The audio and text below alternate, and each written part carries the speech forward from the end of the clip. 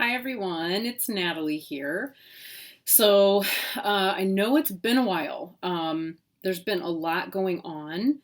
The good news is I think things are looking up, which is great. And I really just wanted to come on and just do kind of just talk about my depth year because that's essentially what I've decided and what's happening. And it wasn't necessarily intentional in, the way that sometimes it is for people. I think just I realized, wow, I think I'm just in a depth year. I think I'm just declaring it and because that's what I've been doing. And I'm like, wait, there's a name for this, and people update about it. So I thought I would do that because why not? And I'll probably include some more like personal, updates and stuff towards the end of the video, just because not everybody wants to see that, and I don't know what I want to say about it yet. So I'm gonna warm my way into this because it's been a long time since I made a video. So when I think about like what I want in my practice, and my practice right now consists of a lot of different things. So I have been reading on the lines again, which I really, really, really enjoy in ways I did not expect I really would. And because I'm enjoying it and I'm enjoying the flexibility and the ability to just kind of log in, log on, do the work, log off when I'm done and let it go. The ease of doing that for the last couple of months has been really helpful. So the good thing is that yay, that's helpful. And it's given me a lot of interesting ways of expanding my practices. It always does. The drawback is that I'm not really putting the time and effort into my own business, which I really am seeing the need to do now because I have a better sense of what I want to do with it moving forward. And basically, I will just simply say this. I don't ever, ever, ever, ever, ever again want to find myself in a position like working with a client in with the level of intensity and kind of all-consuming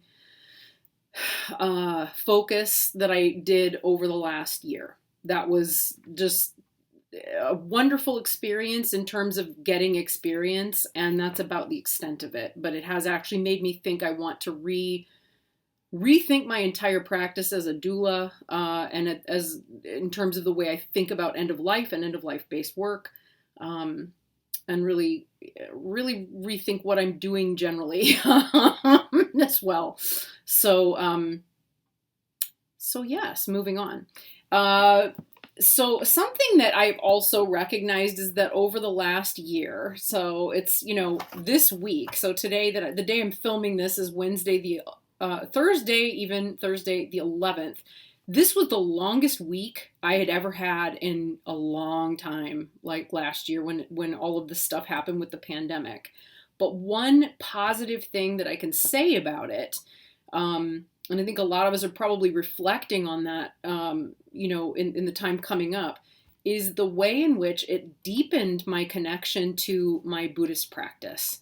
So that is one thing I feel profoundly grateful for, I will say.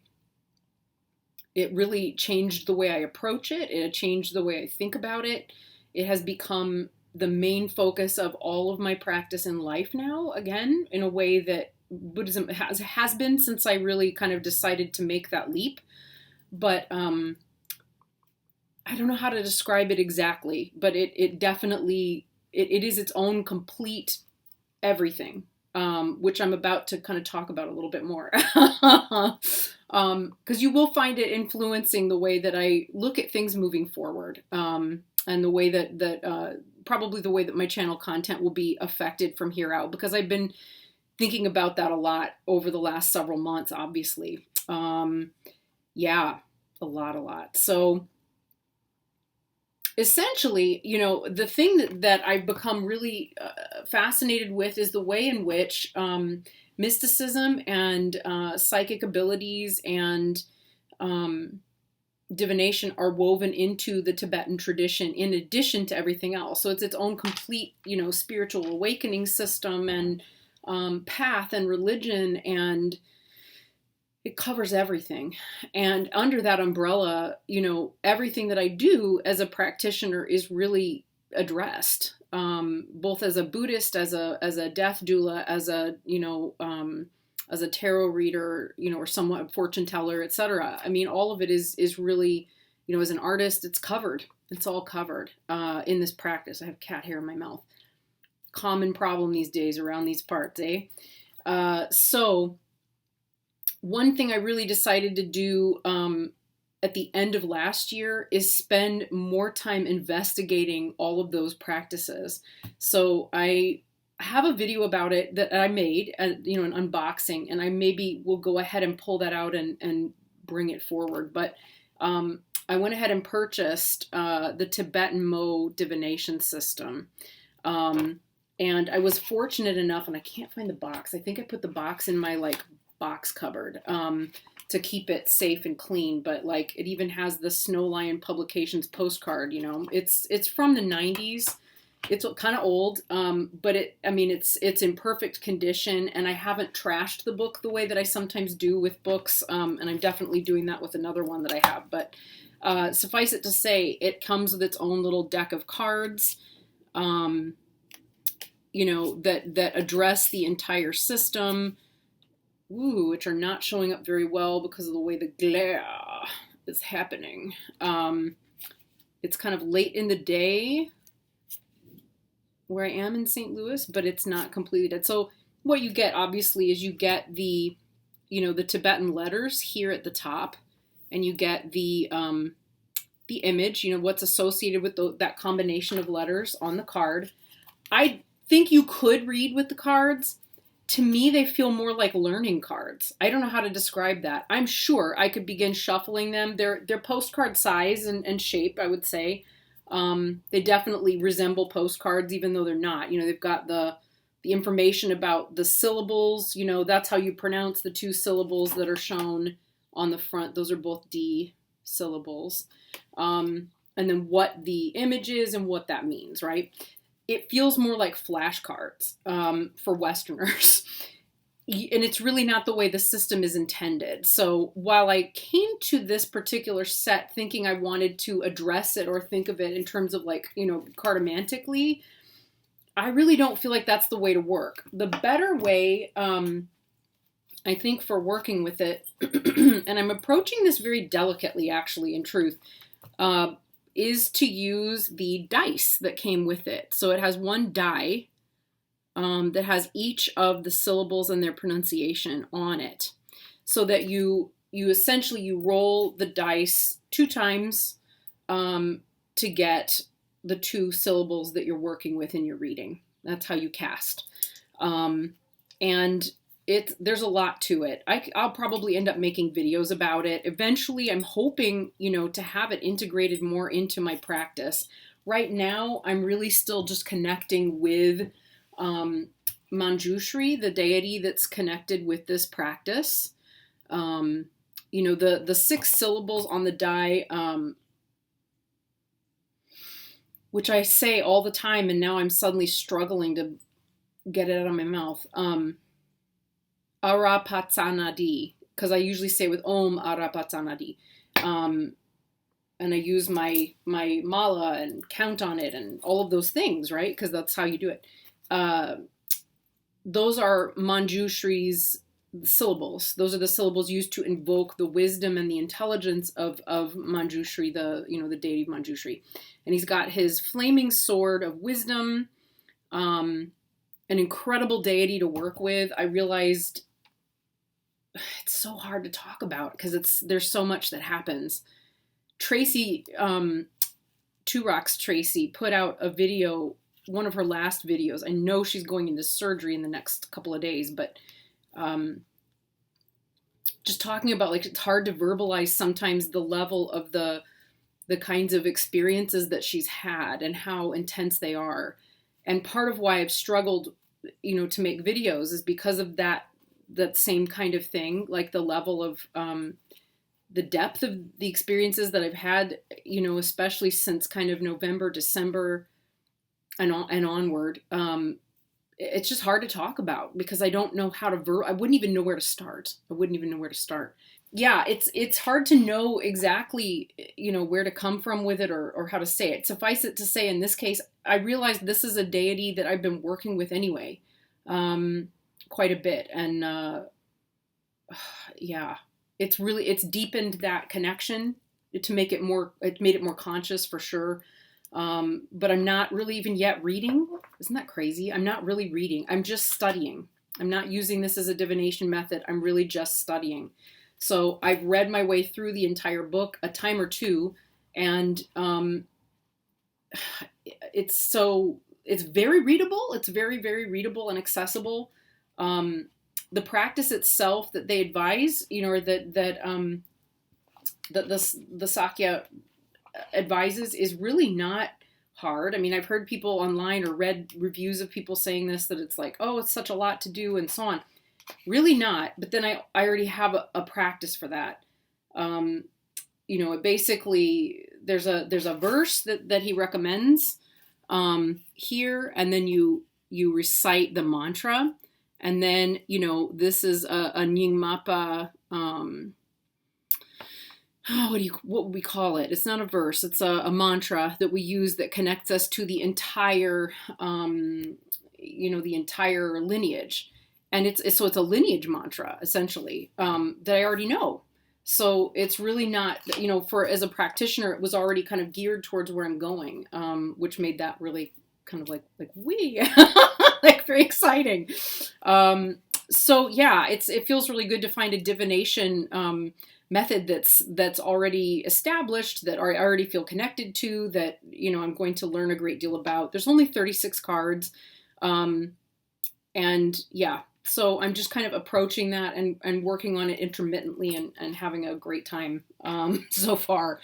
The other one that I'm going to be working with, but have not yet, and I'll tell you why in a moment, I got this one as well. So these were birthday presents. These were happy birthday to Natalie back in December. So this is the Tibetan oracle, which is a very different oracle, but yet very, very similar. So it also works with a die. The die does not come with the book. There are instructions about how to obtain and create your die. So it is a magical practice as well as a divinatory one, which I guess all divination practices are. But when you can go and purchase your tools so easily now, it feels really weird when they say, no, don't purchase something, make it, right? And the instructions are very, very specific, and they're indented.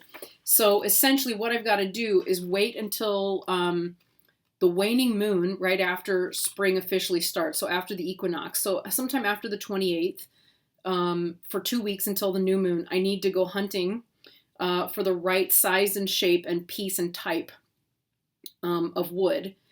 Cut it, whittle it down into the correct shape, which will be like rectangular and about 2 inches long. Burn the syllables into it, consecrate it, etc., and then I'll be able to work with this particular method. And then the book itself has, like all the different letter combinations and deities and so on that you work with. There's a lot. It's a tiny little book. It was very expensive. It said that it was in very good shape, although I don't think this is showing up at all on my camera, but it definitely has a coffee stain on the front. It's old. I mean, it's been around for a while. How old is this thing? 1998. So, I mean, whereas my other one was also about that old, this one's shelf worn and, all the stuff. So, like, but it's still in really good shape. It's not in horrible shape. It's got like, I mean, it's fine. It's for what it is. It's worth its weight in gold. I really wish they'd republish it. There are a lot of these that I'm like, why don't they still publish these? That really sucks because they are expensive to get a hold of when they're out of print. But when you really want to learn it and work with it, you work your way around that, don't you? So, so there was that one as well. There's something else. Oh, yes. Something else that I've really been geeked and nerded out about, and it comes in this little pouch, is that I can't remember if I did an unboxing video or not. I need to go back through all of the things I've recorded over the last several months and check them out. These are these are moon blocks. Ta-da! So these are, Benabel Wen works with moon blocks, and that is where I got the idea to work with these. I have to say, I have since November, I have been working consistently with a lot of Benabel's material, including, I spent a couple of weeks at the end of November, beginning of December, going through her malefic, expelling malefic attachments process, and created the purification spray, which is the most unbelievably smelling, good smelling, like I want it everywhere, all over my body all the time. Have made so much of it in the last several months. Loved it. I've enjoyed that thoroughly. I also decided to undertake the process of obtaining and consecrating and working with moon blocks. So, so far, the only deity that I've really asked questions of yet is Machik, who is the deity, and like I have a picture of her right here. Yeah, so Machik Labdron, she is the founder of the Chud practice, and it's kind of so glossy. Yeah. She is also she's the mother lineage that I'm so in love with and drawn to and feel so devoutly connected with. So I have used these, consecrated and used them to work with any of the deities with whom I'm associated, but I really have used them mostly to contact her very specifically. Although oddly, and I'm sure some of you will understand this anyway, but I sometimes don't really feel like I need, these kind of help in the sense that I then have the real world kind of connection and something that makes me go, okay, good. So that, my intuition is correct. Most of the time I feel like I already know the answer that I'm asking, because I feel like the answer is easily, I don't, before I've even asked the question in my mind, sometimes I've already got the answer. It's right there, and I feel it definitely coming from her. So, but having the moon blocks is very helpful for those moments where I'll finish a long practice and I'll think, yeah, I really did want to ask that one question. And then I'll pull it out and ask it, only to find that I already kind of, it's telling me what I needed to know, right? Like I already knew the answer, but then the best divination works that way, doesn't it? So, so there's also that. I feel like there's something else that was there too that I wanted to share, and I don't remember. Oh yes, of course. I have my stack of books here. So a book I've been kind of working my way through clearly, but in a much clunkier way than I have the Tibetan Mo book is this one, and Buddhist Magic. I think I'll probably do a review of it at some point because it's so good. Essentially, it makes the case for magical practices and divination and healing and medicine as having been part of the Buddhist culture since forever, since the time of the Buddha and ever after, really. And as Westerners, we tend to excise it. We've colonialized Buddhism. Big shock, right? Big shock. So we put all of our emphasis as Westerners on, we're horrible like that, right? And especially, I should be specific too, as white Westerners, right? Let's be honest. We take the parts of it that we find convenient or that we find helpful or that we find alluring, right? We think that enlightenment is definitely worth our time and effort. So let's find and select only the texts that we deem as important enough in that process from academics who are also white, doing those translations, and then use those practices, right? And gauge worth and worthiness of different practices. And that's not exactly what Sam Sheikh says here. But it's, a lot of that is my interpretation, in other words. But that is essentially what we've done. And because of that, I feel sick about it, actually, because we miss out on so many of the beautiful traditions and ways of being and ways of living and ways of understanding these practices and understanding the connection that divination has to living on the path of Dharma, which I feel and seem to have integrated and understood for myself intuitively for a very long time, but which, as many of you who've been around for a while would know, that isn't where I started from, right? That isn't, when I started Buddhism, I felt like the need to make a big divergence. So I eliminated anything that was to do with tarot or divination. Buddhism, stopped using or playing with my Doreen Virtue angel cards, and I had those. I still have that deck somewhere in the house. The one that I really loved, I still have it. It's worth its weight in gold for what it used to do for me in terms of helping me get by, right? And I honor that. But it's sad. I think it's really sad that I felt that I'd been conditioned to such an extent that I felt like I had to make that choice. Being rational and approaching this philosophically and approaching it pragmatically meant that I had to cut the esoteric and the occult straight out of it. When the reality is that no matter where you go in Asia, that is absolutely part and parcel of the entire practice and culture. So, yeah, ta-da! It's really, really good. I can't recommend it enough. It's again, in case you want to grab a shot of that. It's not even that long. And this is a really good writer. He's written several other books about different Buddhist practices that are really fantastic. So there's that.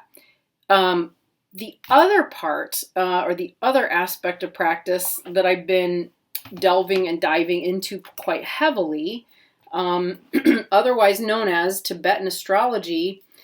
What a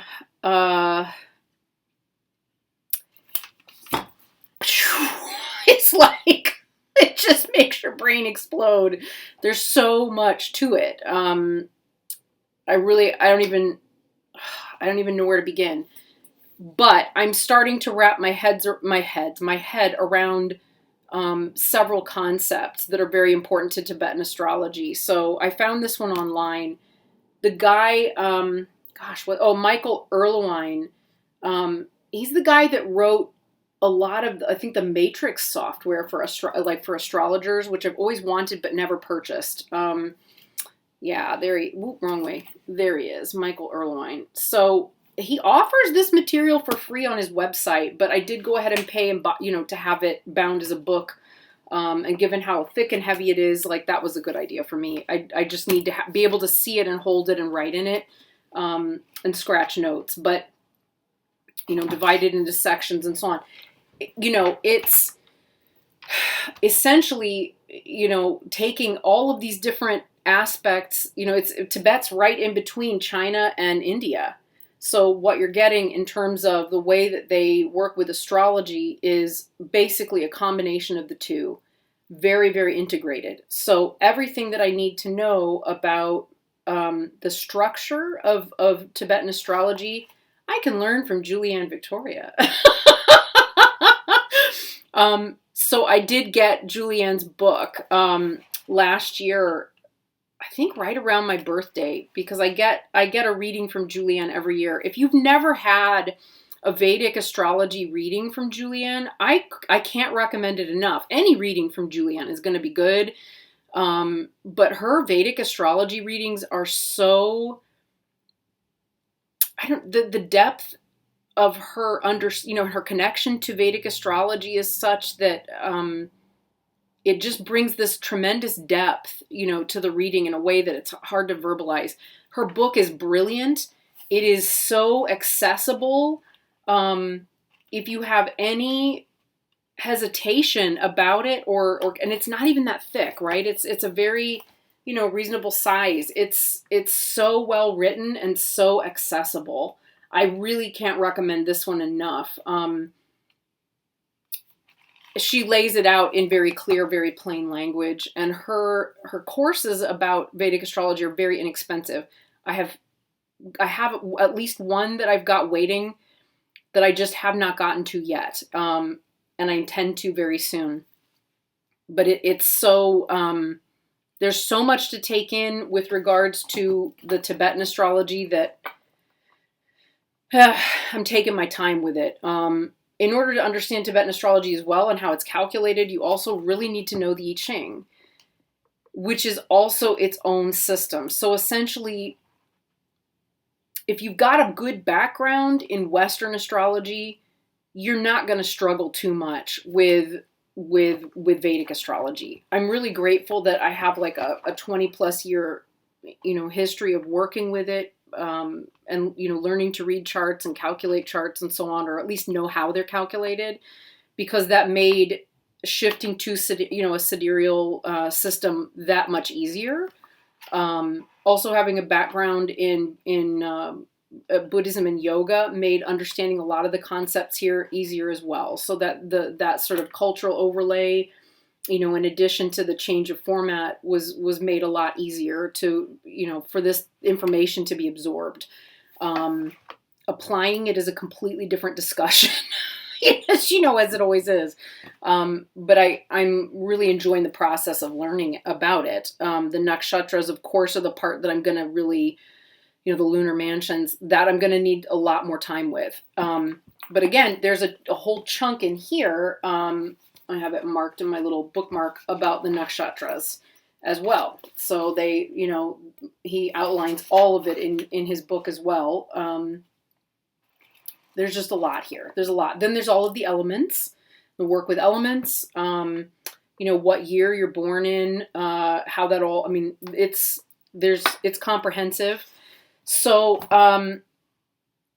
I've essentially started to realize, on that journey of wanting to know and understand more about how it functions and how it all works, that, a tremendous amount of what Benebell offers, in her books and in her background, where she has integrated very successfully, I would say, working with Western magic and Chinese magic. It's deeply invaluable in terms of making sense of a lot of this. Of course, she's not coming specifically from a Tibetan background at all, but it's, the overlays are so close. There's not, the leap, is not that great. There's not much of a leap at all. So that part of it has been exciting. I haven't fully integrated using the Thoth yet into quicker readings with clients on the lines, but something I have started to feel okay doing, which is really exciting. When I'm on the lines, is having like decks from all different types and backgrounds available. I always have these in my little pouch because I can grab this and shove it in my purse. But, I have my destroyed Dondorf, which is about to be destroyed in this box, but which is really holding up so beautifully. I shuffle it a lot, and it basically just looks, it's not, that was just the title card. It looks pretty much brand new. Given that it's a card deck that is brand new, but which is styled on or used a destroyed deck to create it, right? Which is part of its charm. As much as I love working with different Lenormand decks, this one I don't really feel a huge need to have multiples. This one just kind of does everything I need and everything I want, and I love it so much. It has become something of a prized possession, and I don't know how that happened, that Lenormand just clicked one day, but it kind of just did. And suddenly it was like very simple and easy to start reading. And I think that happened sometime after I started messing with Kipper. And I'm not fully cognizant of what that connection is, but holy crap, how much fun do I love? I love these. I love them. So these sit out on my desk most of the time when I'm reading. My little Varsaga carton Kipper deck that I got on Amazon also sits on my desk most of the time. This is the one I did all of those political readings with. Haven't been doing so many of those of late. That kind of broke me a little bit. That whole situation really, really hit hard, and I don't regret making the videos or anything, or reading that scenario, but it was, suffice it to say, I just kind of needed to take some space from all of that for a while. But it has not stopped me from playing with and reading with Kipper, which just gets clearer and clearer all the time. The more you play with it, the more you use it, the faster and easier those come. Now, I can really only, with both Kipper and Lenormand, and I mean, with calls on the lines, you're doing things very quickly. So the like 3-card readings that I'm used to, or even 2 cards with Lenormand sometimes, are perfect. They're just perfect. So I haven't really learned to do like a 9, a layout of 9 cards. Kipper uses a lot of the same types of, card spreads. You can also do a grand tableau with Kipper. These are all things I really still want to work with, but have not I just have not devoted the time to it yet. So, obviously I've been devoting the time to plenty of other things, right? Which I think I'm not really doing anything. And then I look at it and I'm like, whoa, I've been doing a lot. So there's that. But how much fun is that? So the Kipper, this deck has, I don't know why, it's so cheap and so simple, but I really love it. So these 2 stay with me all the time, as do my Crohn's bones. So these little guys, which have, God, they smell so good. I'm always using different oils on them. But they have the yes written in runes and the no written in runes. And then when it comes up flat like that on one side or the other, it's usually this one. It's a maybe. And these, again, like with anything that you use regularly, your connection with them deepens all the time. So every day when I'm working with them or using them, that connection is perpetually deepening. And I've begun to like the way that they fall on the spread cloth begins to tell me a little bit more information, the way they relate to one another with their yes and no's and maybes and so on has started to give me a little bit more depth, into what it is I'm looking at. So I love having these 3 items on my table ready to pick up so that I just have whatever tool I need. And it's become so much more fun and versatile to just pick them up and, let's get an answer for that using this, so that it's a lot less formal and a lot more open. And I find that to be really helpful because really, if you're just trying to answer a client's questions, which is really all I want, if somebody's reading with me, I just don't want you to suffer. If I can get an answer for you, I'll do it in whatever way I possibly can that feels like I'm making that connection, to get it for you in a way that feels authentic. There are other tools that I've also been working with that I love, like when I'm on the lines reading, and I thought, oh shoot, I should grab some of those as well. And I just realized there's another one, but you all, so I always work with Marielle, right? It's just the staple deck that I use. I think every reader has at least one of those, and that one is the one for me because I just love it. And the 2 of us communicate so fluidly and smoothly that all I have to do is see a card. I know exactly what is being said, and that's it. The communication's right there. Other times it's like, yeah, that's it, and I want to learn a little bit more. So one that I've been using again is the Lunar Nomad Oracle, which is essentially a glorified Lenormand deck that's got some more depth to it.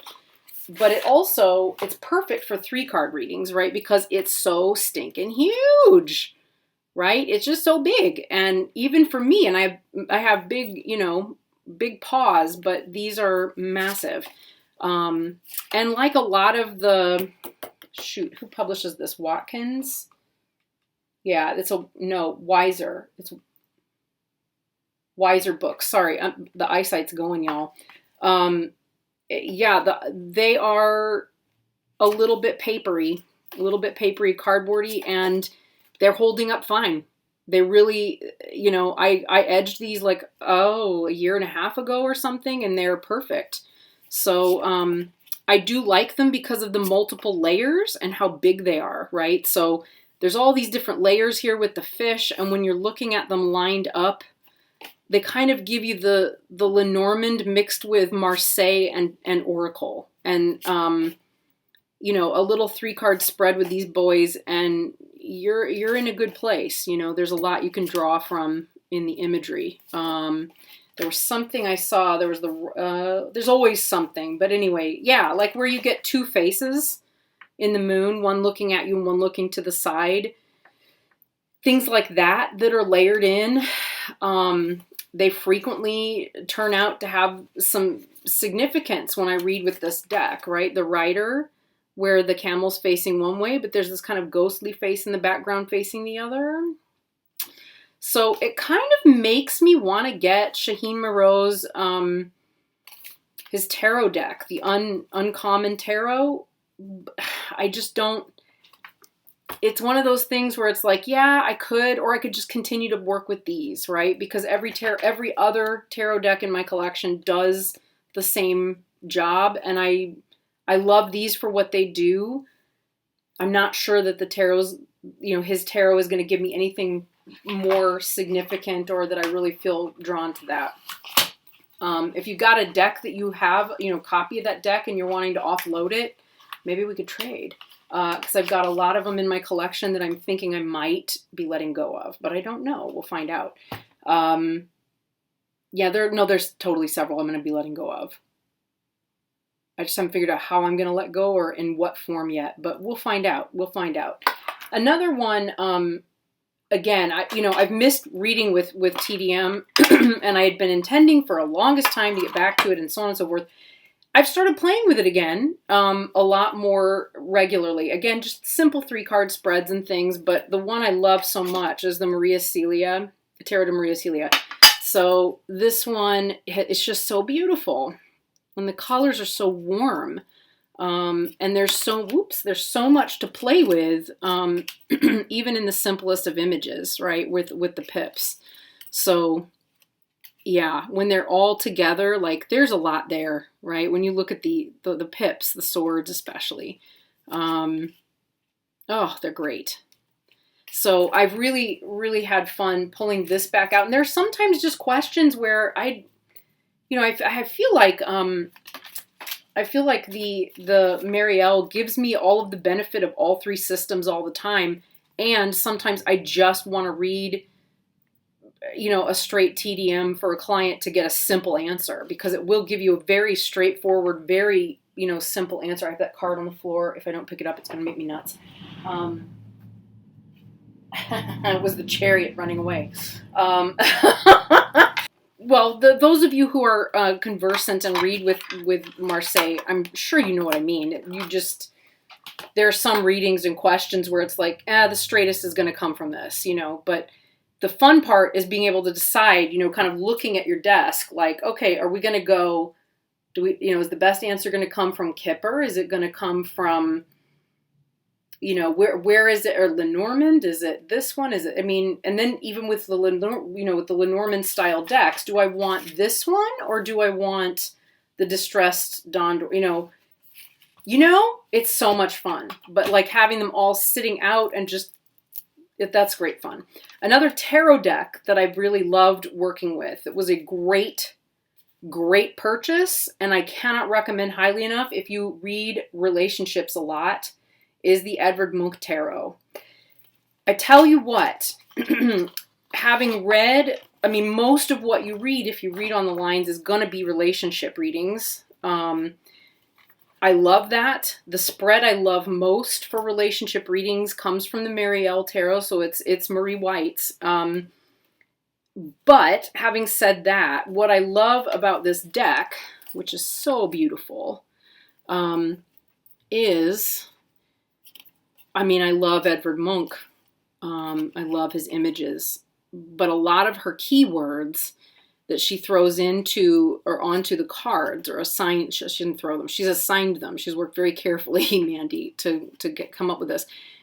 They're perfect. They're absolutely, in many cases, the way that I would have been reading, and maybe I should do a video about this, I don't know, but the way that I had been reading the meanings of a lot of these cards anyway. So, I'll see like the King of Cups and see moodiness. That's actually a poor example. I don't often get that with the King of Cups and the Marielle. Never mind. Yeah, that could work. For for the star, let's get divorce out of the way for a second. Guidance. Yeah. That is not far off, from something I might read. I often have seen or assigned, justice to, or sorry, divorce to the justice card. Or of course we've all put anxiety with the 9 of Swords. It just simplifies it that much more easily. And it does absolutely mean that sometimes, the cards that are chosen by the deck that come up, it does affect the readings a little bit, but I don't think in any kind of a bad way. I think that's what I wanted to say about it. I don't feel like it messes with the reading. I think it just clarifies it a little bit more. There are moments in any reading or in any practice where you look at it and go, God, I have no idea makes no sense to me at all whatsoever. And, you have to kind of sit there and pick your brain for a few minutes or seconds while you work it out. It doesn't eliminate that problem, right? Or when it comes up. By the same token, there are so many instances whereby I've pulled, because I know the paintings so well. Maybe that's it. I think in part because I know these paintings so well. I'll pull a reading for a client and I know instantly, like, oh, this and this and this and this. And it may or may not be the actual reading of the card. I think I've read from in a number of different places and sources of late, and I can't think to whom I should assign this what I'm about to say.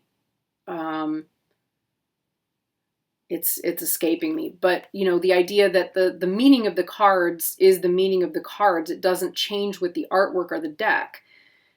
I think that's absolutely true, and it's absolutely not true at the same time. So, like, I know that's confusing, and I know, there are people who will disagree with that, but that is how I feel about it. Yeah, absolutely. The meaning of the card is still the meaning of the card.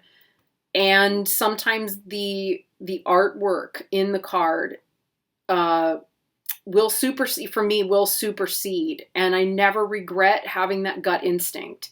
And I think that's probably where the psyche and the psychic, muscle or psychic, interface is able to become flexible around that. I think maybe that's the best way to put it. So it isn't, perhaps the meaning of the card doesn't really change with the artwork, but sometimes the psychic mechanism or interface does. So, and it will just decide it's going to override that button for whatever reason. And so you do get a different meaning. And when that happens, I just go ahead and go with it. But I will say, I feel bad. I normally read the book that comes with a deck. Like, that's one of the first things I do. With this deck, I didn't. And I will probably at some point go back and deepen my understanding of how she came up with the different designations for the cards and stuff. But I haven't done that yet. If you're on the fence about the deck and you were thinking about getting it, it's pretty brilliant. It is pretty brilliant. The deck by itself, even without the book, which I always recommend the guidebook, but and it's very rare that I don't read a guidebook, top to bottom before really working with a deck but I don't know. I think because I know the artist well. So anyway, great deck, amazing stuff. And that's probably about it. This has been in and amongst, so here comes the personal part. Where are we? It's getting long. But yeah, it's been a tough couple of months. The 6th of January, just something in me kind of broke, to be honest. There were many things, in January, many things that really landed in a way that they had not previously, and which hurt very badly, that were to do with the United States government. And I don't know how else to put it. I'm struggling. I have been struggling for some time with seeing that, so many people seem to be great, everything's fine, everything's perfect. When actually I have felt kind of broken, and not really known how to verbalize that or talk about it. That's happened a lot in the last year, off and on. And if I'm away or I'm not here, right, and I'm not present, it's probably because I'm not well, frankly, or not coping well. Sometimes it's because I'm busy, truly, and other times I'm just not.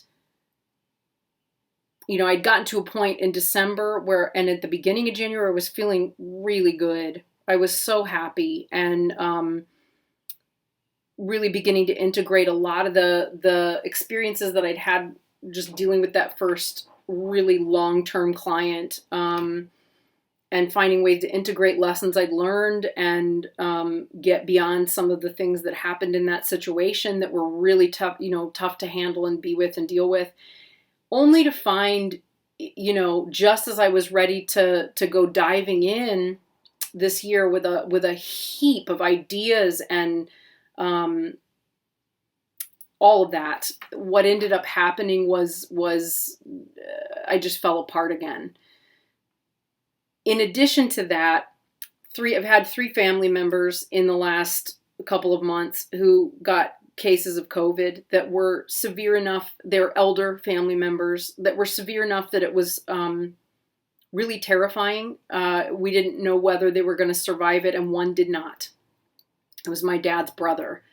So, and that's only been a couple of weeks ago. And so that was a very long, drawn out dying process that my cousins were not very, for whatever reason, the family was not very adept at recognizing what was happening, and making choices accordingly. They were convinced that he had to find a way through it because his wife had.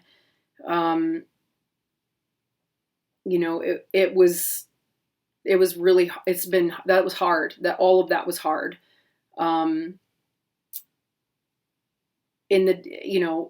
I guess the week after the insurrection at the Capitol, my dog had a really horrible health incident that took place. And we ended up having him diagnosed, or he was diagnosed. We had to take him to the hospital. He was diagnosed with degenerative myelopathy.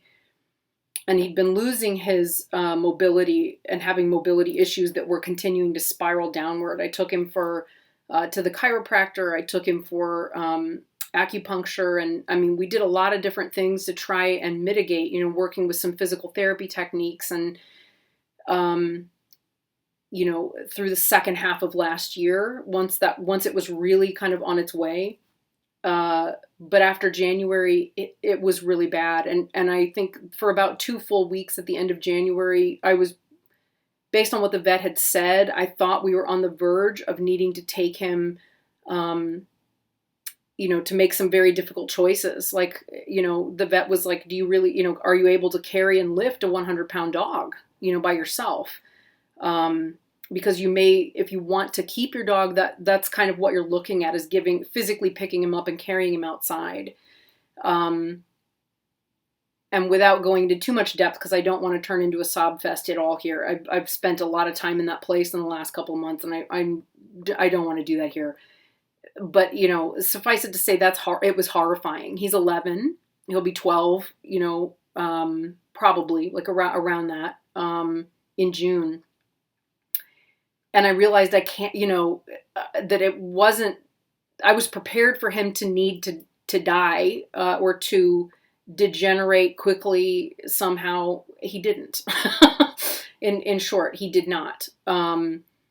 So, the good side of that was, and has been, that, he's okay.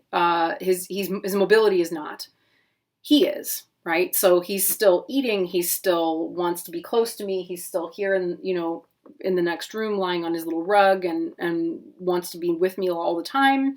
He still plays with his toys. He is totally in love with the cats.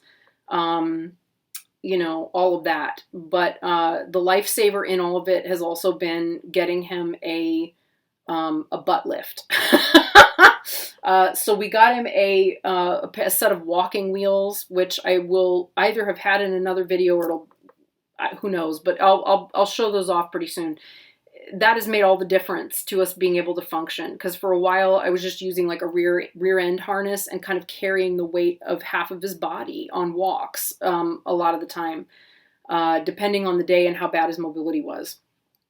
It got very difficult in February, because in February we had like about 2 weeks of like Arctic temperatures and snow, and after a winter that had been very mild, to go from to have his mobility just decline like that so quickly, and have to make all of these different shifts, and my body was pretty screwed as well, because the physical energy and the damage it was starting to do to my back was really becoming an issue. So at any rate, lots of positive things in the sense that solutions are always out there if it's possible, but I'm grateful that was the case, instead of having to have losing my dog in the middle of all of that would have been hideous. One of my male cats also had a problem. He got very, very sick and had to be hospitalized. So in the middle of this, I'm having like the dog, just one weekend where, my dog had really severe diarrhea, and can't get up and down stairs. And so I was having to pick him up and lift him and take him out and bring him back in and so on, and clean him up and clean the house. And the cat was sick, and I was having to answer the phone for the vet and make trips back out to where the vet is. And it was just it was a nightmare, and there was just no good news anywhere for a while. And it took a toll. It took a toll on my mental health, for a while. So, the good news is that it's better. Things are better. They've just taken a while. So, yeah, we have a system worked out. Marty's fine. Noah's fine. I'm better. I wouldn't say I'm fine, but I'm definitely a lot better than I was. I don't cry every day anymore. I don't spend a lot of time sobbing or weeping. I'm still struggling with my energy levels to feel, energized enough to keep going and moving, which is another aspect of chronic health issues combined with depression. But again, I'm working with it, which is really all you can do sometimes. I found that, interestingly, there was a huge time during there where I had to just stop reading altogether, because I didn't have the emotional energy. And then there was just one day where it shifted and I was okay again. And I actually found that reading was helpful. Doing the readings for clients and being with clients and holding space for someone else so that I wasn't so self-absorbed was really helpful. I've spent a lot of time isolated and not really able to get out or do anything, or, all of my work has been online. So it's been the teaching my kids and, working with clients, but doing all of it online. And I have not been so isolated during the pandemic. Most of last summer, spring and summer, and fall, I was out of the house. So to have the whole winter indoors was a shock. It was a shock. But yeah, things are better. Things are getting better. So for those who are interested or might have wanted to know anything that was going on that was personal, I figured I would at least throw a bit of an update in there, because there's a lot more I could tell. But I don't want to dwell on it. There's no need to at this point. I'm okay. Even cowgirls get the blues, I guess. Yeah. So there we go. So, coming back together, I'm always good on an ultimate level, I suppose, on a kind of transcendent level, but sometimes the day-to-day level really fucking sucks. And that's just the truth. You know, depression can still happen. You can have a really profound spiritual practice and be having completely, you know, mind altering, life altering, mystical experiences and still be depressed. And that's weird. That's weird. I don't know that I've ever quite had those things converge like that before in quite that way. But thank God for that practice. You know, if I didn't, you know, have my meditation practices and my my chud practices, I'm not really sure how I would have come through some of this.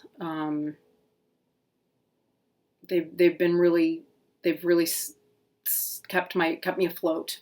So yeah.